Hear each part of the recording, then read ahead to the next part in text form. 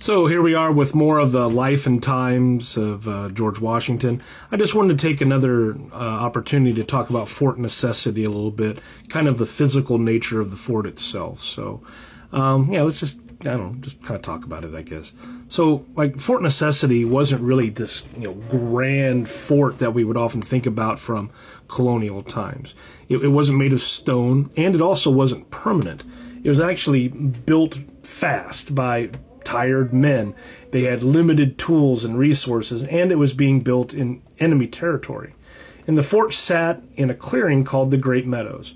And Washington chose the site because, it was open ground, and it could be cleared quickly, and it was supplied with water. I think I said that in the last video. The structure itself was rather small and circular, and logs were cut and they were driven vertically into the ground to form a rough wooden wall. I think that's called a palisade. And inside that wall, Washington ordered that a shallow trench be dug to give his men minimal protection from any kind of incoming fire. There was no real bastions or towers. There was no elevated firing platforms. There was no artillery for them in the fort. And so the fort itself could barely hold Washington's full force of soldiers. So most of his soldiers ended up fighting outside the walls of the fort, and they used these very shallow earthworks they had just kind of scraped together by hand.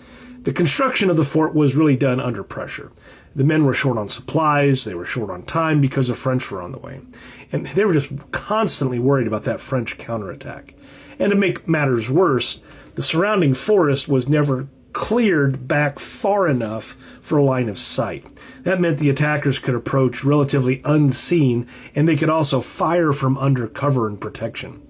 Rain then came, and it turned the meadow itself into just this thick mud. The trench filled with water, the earthen walls began to sag, the gunpowder got wet and spoiled. So fort necessity wasn't designed to withstand a siege. It was a temporary solution to an immediate crisis. And I think that's the key detail. This wasn't incompetence. It was more like desperation. Washington had his men build what they could with what they had as fast as possible. And so fort necessity kind of stands as a reminder that sometimes, history can, it turns not on, perfect plans, but on rushed decisions that are made under just, extreme pressure.